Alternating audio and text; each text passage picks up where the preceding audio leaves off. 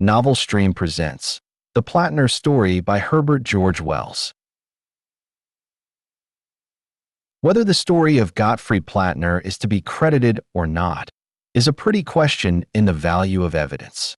On the one hand, we have 7 witnesses. To be perfectly exact, we have 6.5 pairs of eyes and one undeniable fact. And on the other we have, what is it? Prejudice, common sense, the inertia of opinion. Never were there 7 more honest-seeming witnesses. Never was there a more undeniable fact than the inversion of Gottfried Plattner's anatomical structure. And never was there a more preposterous story than the one they have to tell. The most preposterous part of the story is the worthy Gottfried's contribution, for I count him as one of the 7. Heaven forbid that I should be led into giving countenance to superstition by a passion for impartiality, and so come to share the fate of Eusapia's patrons. Frankly, I believe there is something crooked about this business of Gottfried Plattner, but what that crooked factor is, I will admit is frankly, I do not know. I have been surprised at the credit accorded to the story in the most unexpected and authoritative quarters. The fairest way to the reader, however, will be for me to tell it without further comment. Gottfried Plattner is, in spite of his name, a free-born Englishman. His father was an Alsatian who came to England in the 60s, married a respectable English girl of unexceptionable antecedents, and died, after a wholesome and uneventful life, devoted, I understand, chiefly to the laying of parquet flooring, in 1987. Gottfried's age is 27. He is, by virtue of his heritage of 3 languages, modern languages master in a small private school in the south of England. To the casual observer, he is singularly like any other modern languages master in any other small private school. His costume is neither very costly nor very fashionable, but, on the other hand, it is not markedly cheap or shabby. His complexion, like his height and his bearing, is inconspicuous. You would notice, perhaps, that, like the majority of people, his face was not absolutely symmetrical, his right eye a little larger than the left, and his jaw a trifle heavier on the right side. If you, as an ordinary careless person, were to bare his chest and feel his heart beating, you would probably find it quite like the heart of anyone else. But here you and the trained observer would part company. If you found his heart quite ordinary, the trained observer would find it quite otherwise. And once the thing was pointed out to you, you too would perceive the peculiarity easily enough. It is that Gottfried's heart beats on the right side of his body. Now, that is not the only singularity of Gottfried's structure, although it is the only one that would appeal to the untrained mind. Careful sounding of Gottfried's internal arrangements by a well-known surgeon seems to point to the fact that all the other unsymmetrical parts of his body are similarly misplaced. The right lobe of his liver is on the left side, the left on his right, while his lungs, too, are similarly contraposed. What is still more singular, unless Gottfried is a consummate actor, we must believe that his right hand has recently become his left. Since the occurrences we are about to consider, as impartially as possible, he has found the utmost difficulty in writing, except from right to left across the paper with his left hand.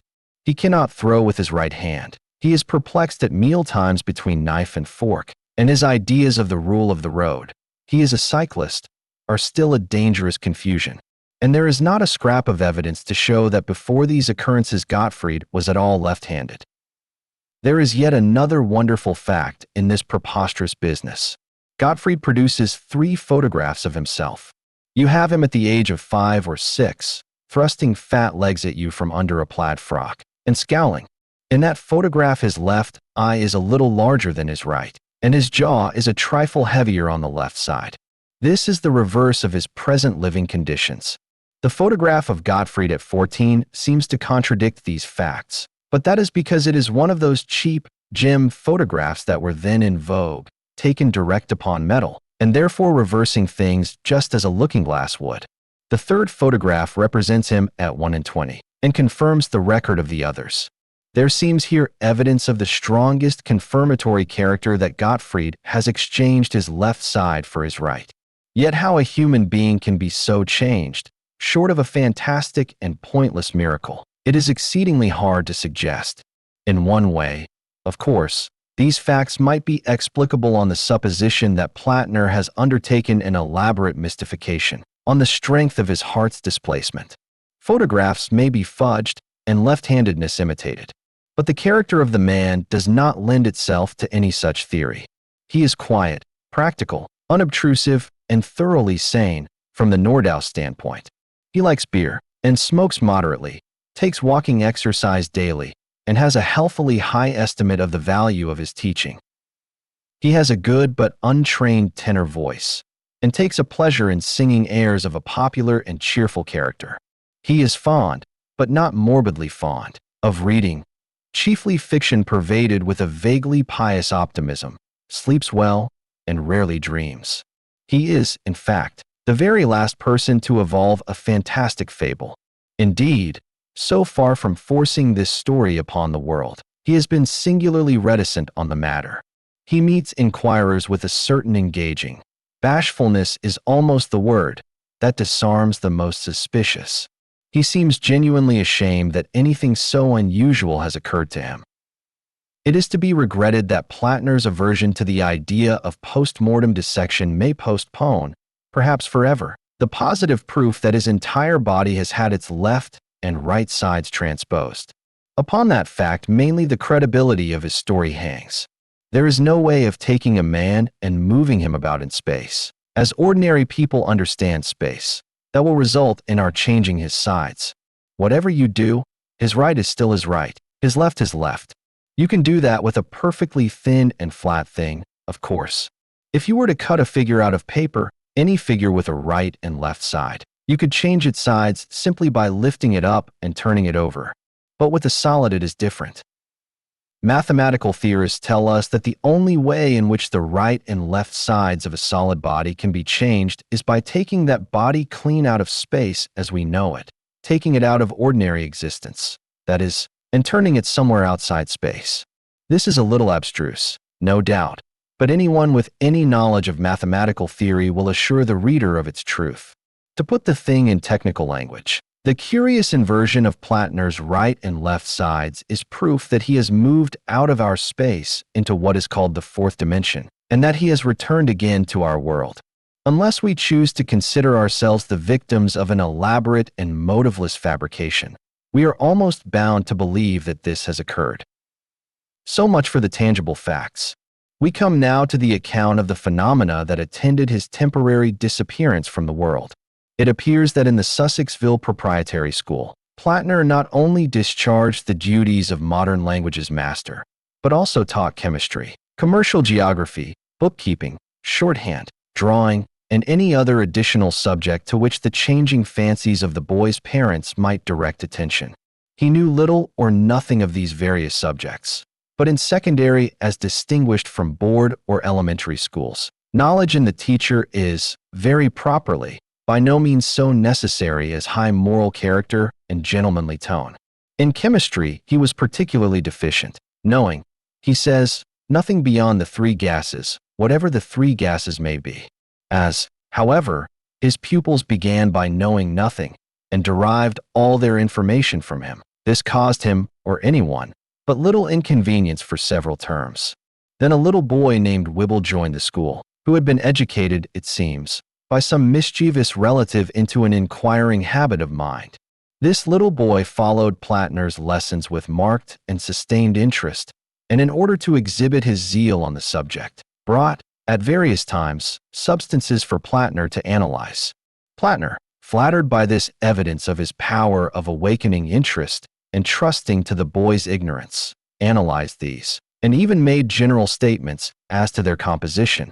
Indeed, he was so far stimulated by his pupil as to obtain a work upon analytical chemistry and study it during his supervision of the evening's preparation. He was surprised to find chemistry quite an interesting subject. So far the story is absolutely commonplace, but now the greenish powder comes upon the scene. The source of that greenish powder seems, unfortunately, lost. Master Wibble tells a tortuous story of finding it done up in a packet in a disused lime kiln near the Downs. It would have been an excellent thing for Plattner, and possibly for Master Wibble's family, if a match could have been applied to that powder there and then. The young gentleman certainly did not bring it to school in a packet, but in a common 8-ounce graduated medicine bottle, plugged with masticated newspaper. He gave it to Plattner at the end of the afternoon school. For boys had been detained after school prayers in order to complete some neglected tasks, and Plattner was supervising these in the small classroom in which the chemical teaching was conducted. The appliances for the practical teaching of chemistry in the Sussexville Proprietary School, as in most small schools in this country, are characterized by a severe simplicity. They are kept in a small cupboard standing in a recess, and having about the same capacity as a common traveling trunk. Plattner, being bored with his passive superintendence, seems to have welcomed the intervention of Wibble with his green powder as an agreeable diversion, and, unlocking this cupboard, proceeded at once with his analytical experiments. Wibble sat, luckily for himself, at a safe distance, regarding him. The four malefactors, feigning a profound absorption in their work, watched him furtively with the keenest interest. For even within the limits of the three gases, Plattner's practical chemistry was, I understand, temerarious. They are practically unanimous in their account of Plattner's proceedings. He poured a little of the green powder into a test tube and tried the substance with water, hydrochloric acid, nitric acid, and sulfuric acid in succession. Getting no result, he emptied out a little heap, nearly half the bottleful, in fact, upon a slate and tried a match. He held the medicine bottle in his left hand. The stuff began to smoke and melt, and then exploded with deafening violence and a blinding flash. The five boys, seeing the flash and being prepared for catastrophes, ducked below their desks, and were none of them seriously hurt. The window was blown out into the playground, and the blackboard on its easel was upset. The slate was smashed to atoms. Some plaster fell from the ceiling. No other damage was done to the school edifice or appliances, and the boys at first, seeing nothing of Plattner, fancied he was knocked down and lying out of their sight below the desks. They jumped out of their places to go to his assistance, and were amazed to find the space empty. Being still confused by the sudden violence of the report, they hurried to the open door, under the impression that he must have been hurt, and have rushed out of the room. But Carson, the foremost, nearly collided in the doorway with the principal, Mr. Lidgett. Mr. Lidgett is a corpulent, excitable man with one eye.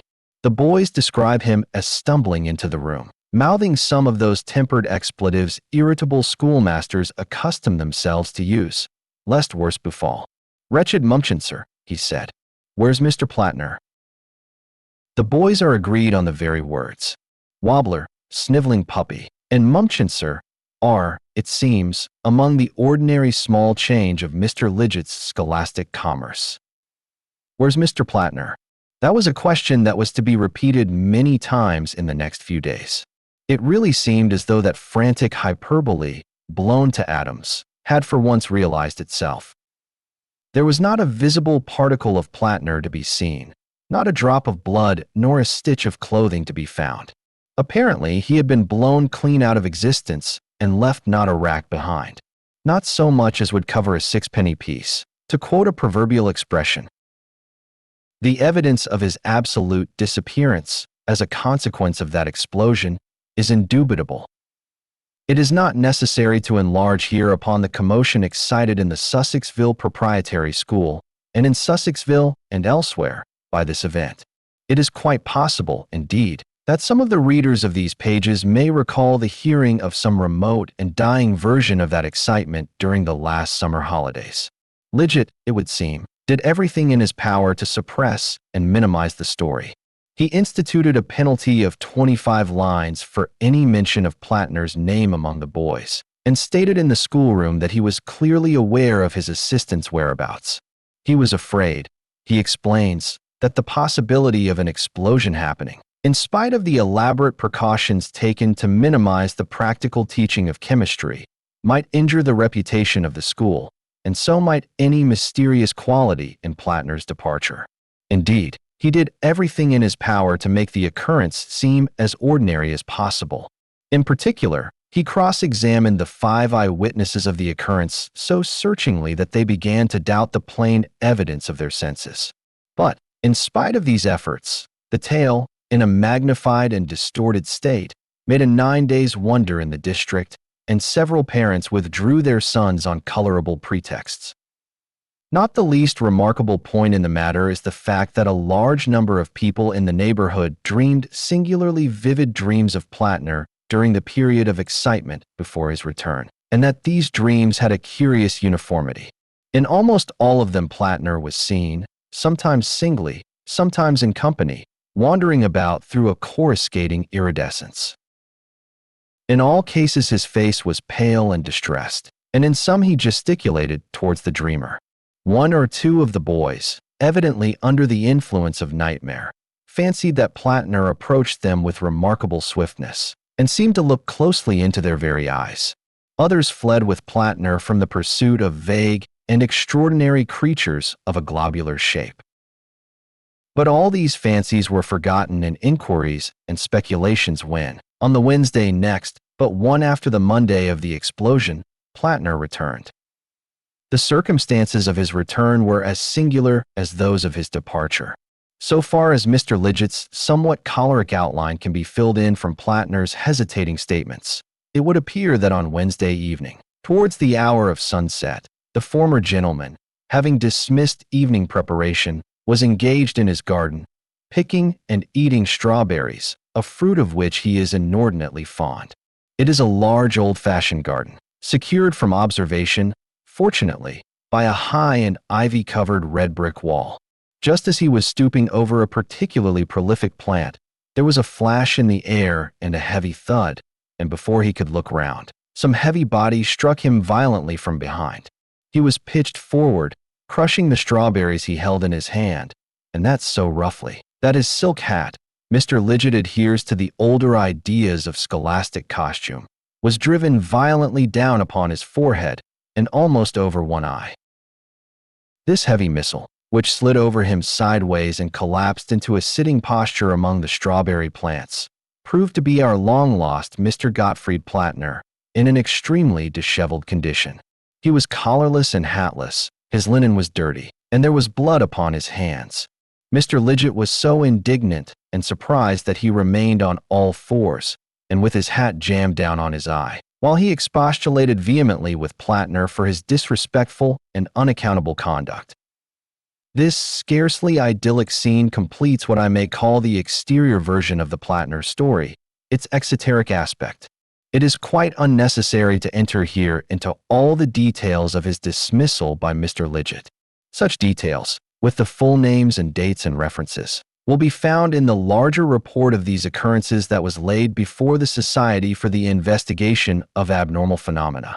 The singular transposition of Plattner's right and left sides was scarcely observed for the first day or so, and then first in connection with his disposition to write from right to left across the blackboard. He concealed rather than ostend this curious confirmatory circumstance, as he considered it would unfavorably affect his prospects in a new situation. The displacement of his heart was discovered some months after, when he was having a tooth extracted under anesthetics. He then, very unwillingly, allowed a cursory surgical examination to be made of himself, with a view to a brief account in the Journal of Anatomy. That exhausts the statement of the material facts, and we may now go on to consider Plattner's account of the matter.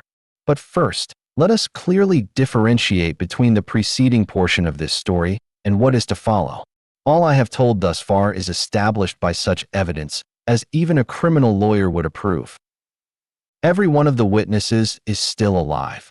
The reader, if he has the leisure, may hunt the lads out tomorrow, or even brave the terrors of the redoubtable Lidgett and cross-examine and trap and test to his heart's content. Gottfried Plattner himself and his twisted heart and his 3 photographs are producible.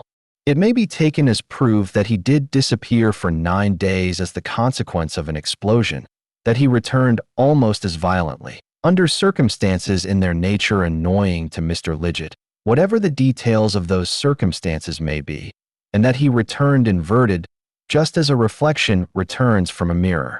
From the last fact, as I have already stated, It follows almost inevitably that Plattner, during those 9 days, must have been in some state of existence altogether out of space.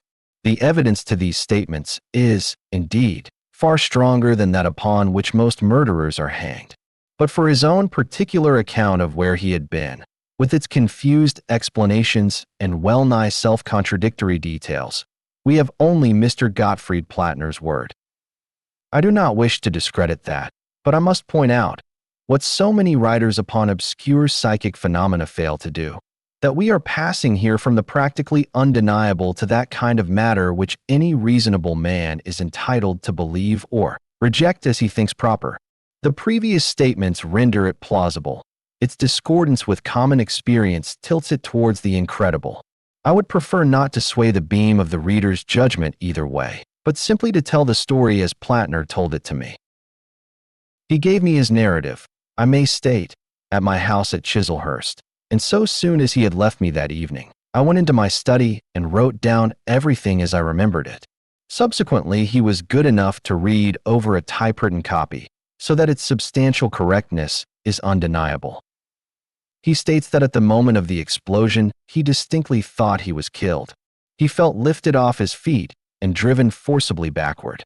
It is a curious fact for psychologists that he thought clearly during his backward flight and wondered whether he should hit the chemistry cupboard or the blackboard easel. His heels struck ground, and he staggered and fell heavily into a sitting position on something soft and firm. For a moment, the concussion stunned him. He became aware at once of a vivid scent of singed hair, and he seemed to hear the voice of Lidget asking for him. You will understand that for a time his mind was greatly confused. At first, he was distinctly under the impression that he was still in the classroom. He perceived quite distinctly the surprise of the boys and the entry of Mr. Lidget. He is quite positive upon that score. He did not hear their remarks, but that he ascribed to the deafening effect of the experiment.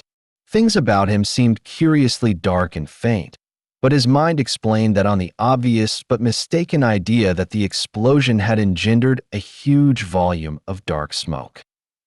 Through the dimness, the figures of Lidget and the boys moved, as faint and silent as ghosts.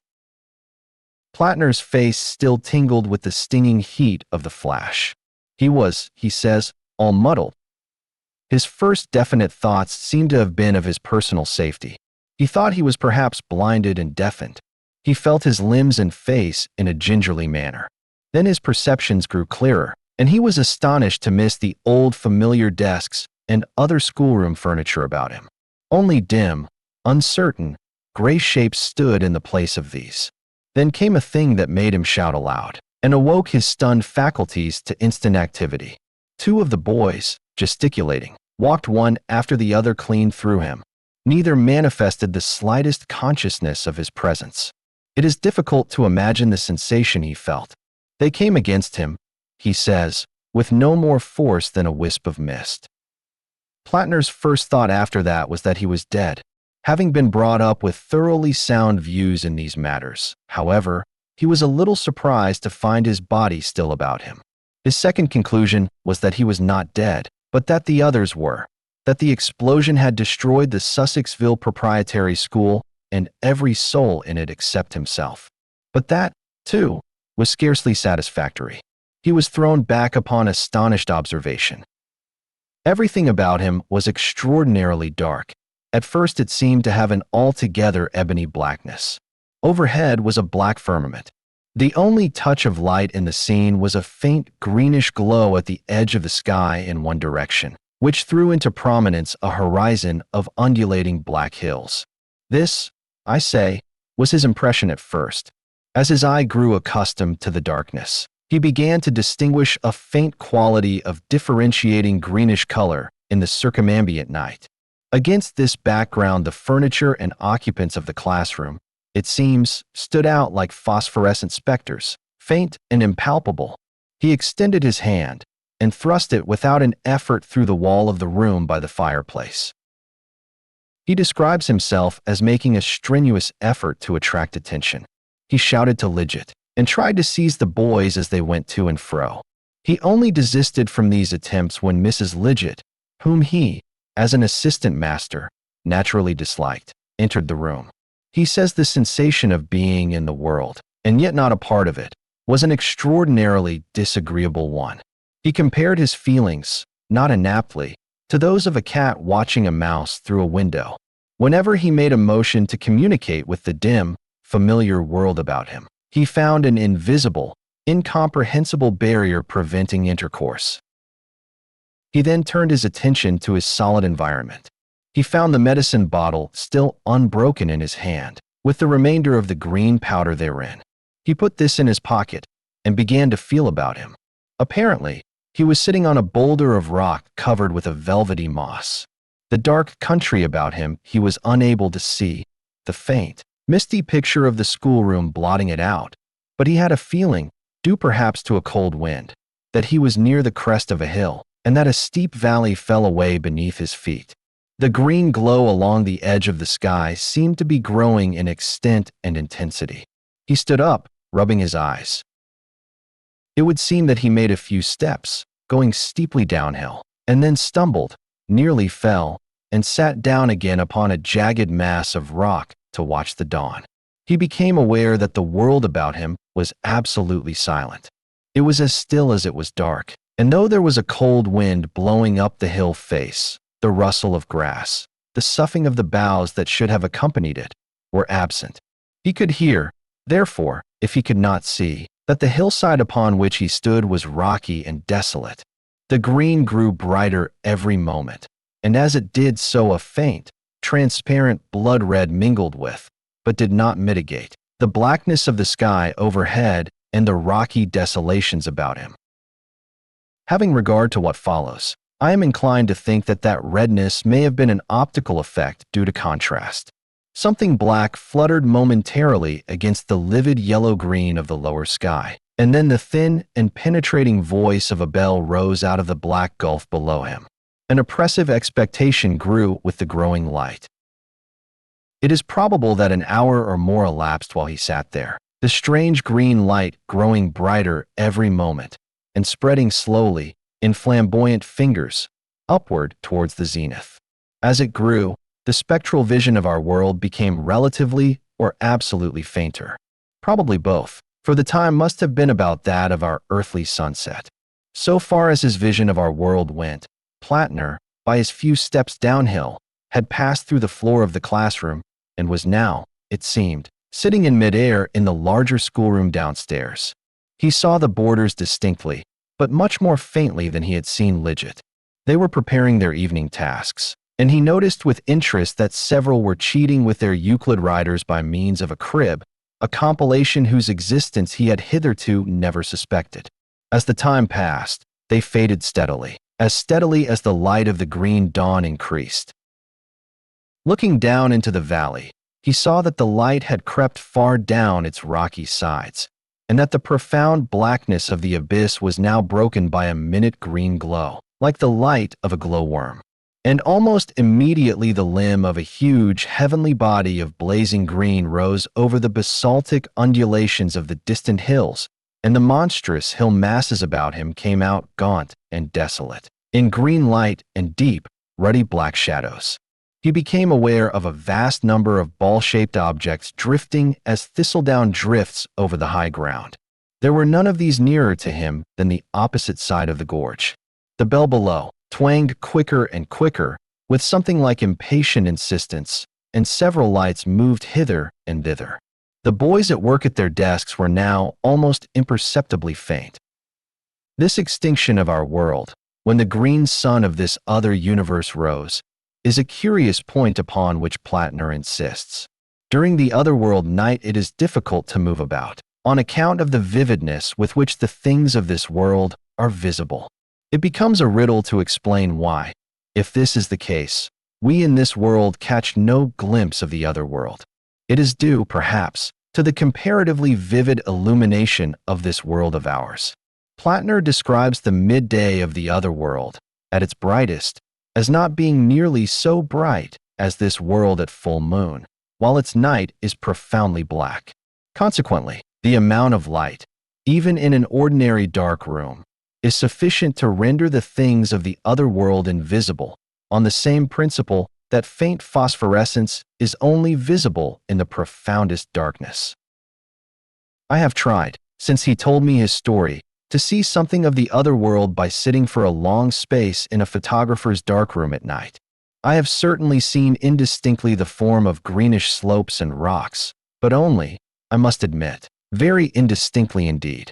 The reader may possibly be more successful. Plattner tells me that since his return he has dreamt and seen and recognized places in the other world, but this is probably due to his memory of these scenes. It seems quite possible that people with unusually keen eyesight may occasionally catch a glimpse of this strange otherworld about us. However, this is a digression. As the green sun rose, a long street of black buildings became perceptible, though only darkly and indistinctly, in the gorge, and, after some hesitation, Plattner began to clamber down the precipitous descent towards them. The descent was long and exceedingly tedious, being so not only by the extraordinary steepness, but also by reason of the looseness of the boulders with which the whole face of the hill was strewn. The noise of his descent, now and then his heels struck fire from the rocks, seemed now the only sound in the universe, for the beating of the bell had ceased. As he drew nearer, he perceived that the various edifices had a singular resemblance to tombs and mausoleums and monuments, saving only that they were all uniformly black instead of being white, as most sepulchres are. And then he saw, crowding out of the largest building, very much as people disperse from church, a number of pallid, rounded, pale green figures. These dispersed in several directions about the broad street of the place, some going through side alleys and reappearing upon the steepness of the hill, others entering some of the small black buildings which lined the way. At the sight of these things drifting up towards him, Plattner stopped, staring. They were not walking. They were indeed limbless, and they had the appearance of human heads, beneath which a tadpole-like body swung.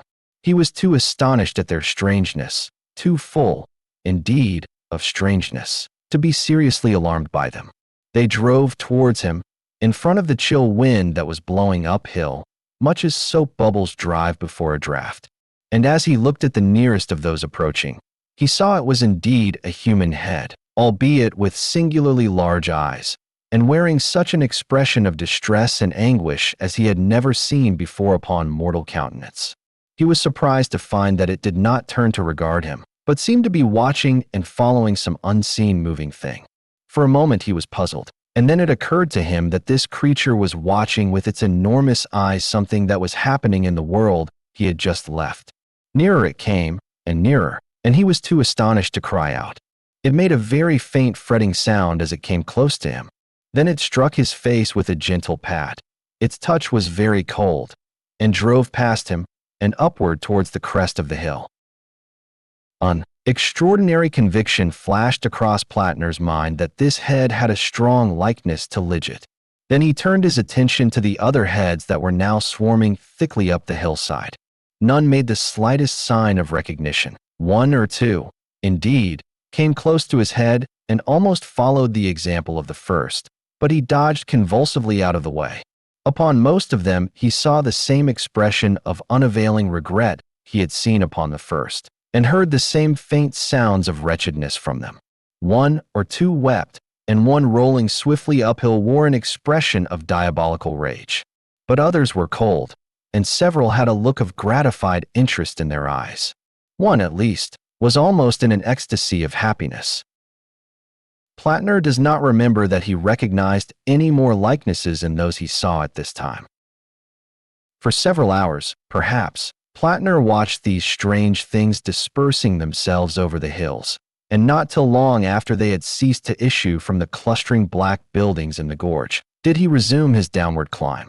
The darkness about him increased so much that he had a difficulty in stepping true.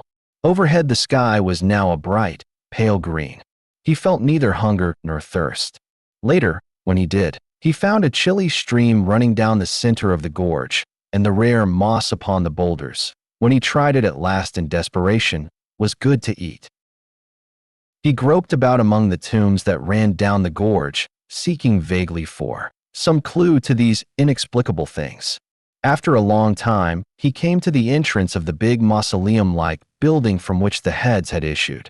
In this, he found a group of green lights burning upon a kind of basaltic altar, and a bell rope from a belfry overhead hanging down into the center of the place.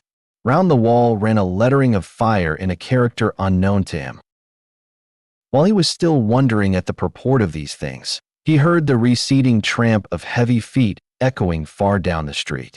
He ran out into the darkness again, but he could see nothing. He had a mind to pull the bell rope, and finally decided to follow the footsteps. But, although he ran far, he never overtook them, and his shouting was of no avail. The gorge seemed to extend an interminable distance. It was as dark as earthly starlight throughout its length, while the ghastly green day lay along the upper edge of its precipices. There were none of the heads, now below. They were all, it seemed, busily occupied along the upper slopes. Looking up, he saw them drifting hither and thither, some hovering stationary, some flying swiftly through the air. It reminded him, he said, of big snowflakes, only these were black and pale green. In pursuing the firm, undeviating footsteps that he never overtook, in groping into new regions of this endless devil's dyke, in clambering up and down the pitiless heights, in wandering about the summits, and in watching the drifting faces, Plattner states that he spent the better part of 7 or 8 days. He did not keep count, he says. Though once or twice he found eyes watching him, he had word with no living soul. He slept among the rocks on the hillside. In the gorge things earthly were invisible, because, from the earthly standpoint, it was far underground. On the altitudes, so soon as the earthly day began, the world became visible to him. He found himself sometimes stumbling over the dark green rocks, or arresting himself on a precipitous brink, while all about him the green branches of the Sussexville lanes were swaying. Or, again, he seemed to be walking through the Sussexville streets, or watching unseen the private business of some household. And then it was he discovered that to almost every human being in our world there pertains some of these drifting heads, that everyone in the world is watched intermittently by these helpless disembodiments. What are they, these watchers of the living? Plattner never learned. But two, that presently found and followed him, were like his childhood's memory of his father and mother. Now and then other faces turned their eyes upon him, eyes like those of dead people who had swayed him, or injured him, or helped him in his youth and manhood. Whenever they looked at him, Plattner was overcome with a strange sense of responsibility. To his mother he ventured to speak, but she made no answer. She looked sadly, steadfastly, and tenderly, a little reproachfully too, it seemed, into his eyes. He simply tells this story. He does not endeavor to explain. We are left to surmise who these watchers of the living may be, or if they are indeed the dead, why they should so closely and passionately watch a world they have left forever. It may be, indeed to my mind it seems just, that, when our life has closed, when evil or good is no longer a choice for us, we may still have to witness the working out of the train of consequences we have laid. If human souls continue after death, then surely human interests continue after death. But that is merely my own guess at the meaning of the things seen. Plattner offers no interpretation, for none was given him. It is well the reader should understand this clearly. Day after day, with his head reeling, he wandered about this strange-lit world outside the world, weary and, towards the end, weak and hungry. By day, by our earthly day, that is, the ghostly vision of the old familiar scenery of Sussexville, all about him, irked and worried him. He could not see where to put his feet, and ever and again with a chilly touch one of these watching souls would come against his face. And after dark the multitude of these watchers about him, and their intent distress, confused his mind beyond describing. A great longing to return to the earthly life that was so near and yet so remote consumed him. The unearthliness of things about him produced a positively painful mental distress. He was worried beyond describing by his own particular followers. He would shout at them to desist from staring at him, scold at them, hurry away from them. They were always mute and intent. Run as he might over the uneven ground, they followed his destinies. On the ninth day, towards evening, Plattner heard the invisible footsteps approaching, far away down the gorge. He was then wandering over the broad crest of the same hill upon which he had fallen in his entry into this strange otherworld of his. He turned to hurry down into the gorge, feeling his way hastily, and was arrested by the sight of the thing that was happening in a room in a back street near the school. Both of the people in the room he knew by sight. The windows were open, the blinds up, and the setting sun shone clearly into it, so that it came out quite brightly at first, a vivid oblong of room, lying like a magic lantern picture upon the black landscape and the livid green dawn. In addition to the sunlight, a candle had just been lit in the room. On the bed lay a lank man, his ghastly white face terrible upon the tumbled pillow. His clenched hands were raised above his head. A little table beside the bed carried a few medicine bottles, some toast and water, and an empty glass. Every now and then the lank man's lips fell apart to indicate a word he could not articulate. But the woman did not notice that he wanted anything, because she was busy turning out papers from an old-fashioned bureau in the opposite corner of the room. At first the picture was very vivid indeed, but as the green dawn behind it grew brighter and brighter, so it became fainter and more transparent.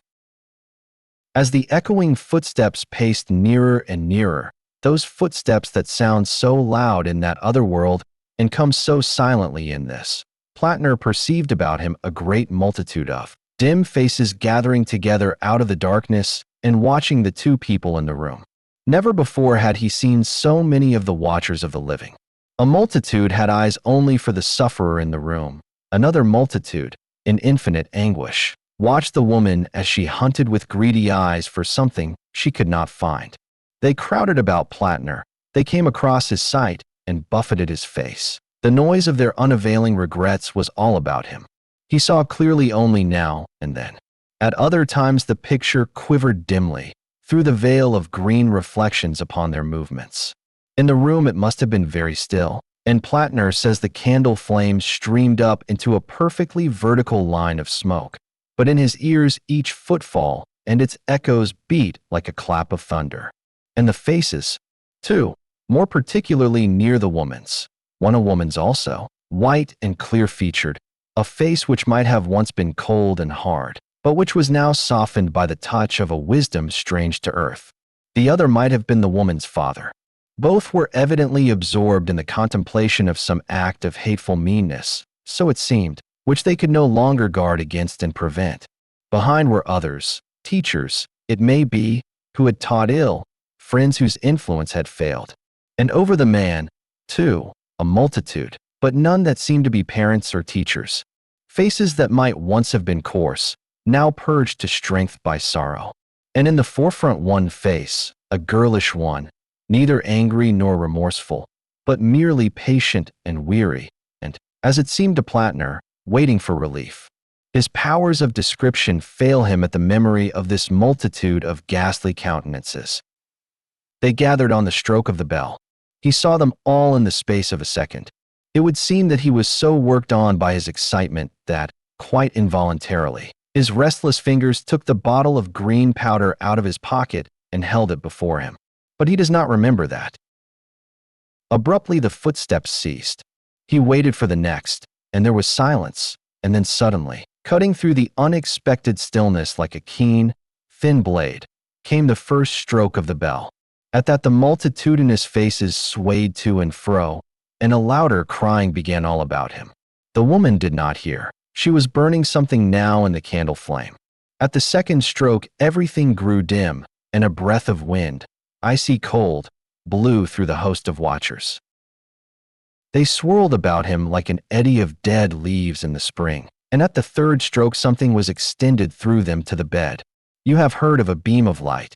This was like a beam of darkness, and looking again at it, Plattner saw that it was a shadowy arm and hand. The green sun was now topping the black desolations of the horizon, and the vision of the room was very faint.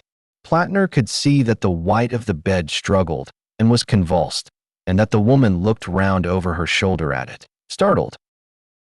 The cloud of watchers lifted high like a puff of green dust before the wind, and swept swiftly downward towards the temple in the gorge. Then suddenly Plattner understood the meaning of the shadowy black arm that stretched across his shoulder and clutched its prey. He did not dare turn his head to see the shadow behind the arm. With a violent effort and covering his eyes, he set himself to run, made, perhaps, 20 strides, then slipped on a boulder and fell. He fell forward on his hands, and the bottle smashed and exploded as he touched the ground. In another moment, he found himself, stunned and bleeding, sitting face to face with Lidget in the old walled garden behind the school. There the story of Plattner's experiences ends. I have resisted, I believe successfully, the natural disposition of a writer of fiction to dress up incidents of this sort. I have told the thing as far as possible in the order in which Plattner told it to me. I have carefully avoided any attempt at style, effect, or construction. It would have been easy, for instance, to have worked the scene of the deathbed into a kind of plot in which Plattner might have been involved. But, quite apart from the objectionableness of falsifying a most extraordinary true story, any such trite devices would spoil, to my mind, the peculiar effect of this dark world, with its livid green illumination and its drifting watchers of the living, which, unseen and unapproachable to us, is yet lying all about us. It remains to add that a death did actually occur in Vincent Terrace, just beyond the school garden, and, so far as can be proved, at the moment of Plattner's return. The deceased was a rate collector and insurance agent. His widow, who was much younger than himself, married last month a Mr. Whymper, a veterinary surgeon of Albeeding. As the portion of this story given here has in various forms circulated orally in Sussexville, she has consented to my use of her name, on condition that I make it distinctly known that she emphatically contradicts every detail of Plattner's account of her husband's last moments. She burnt no will, she says, although Plattner never accused her of doing so. Her husband made but one will, and that just after their marriage. Certainly, from a man who had never seen it, Plattner's account of the furniture of the room was curiously accurate.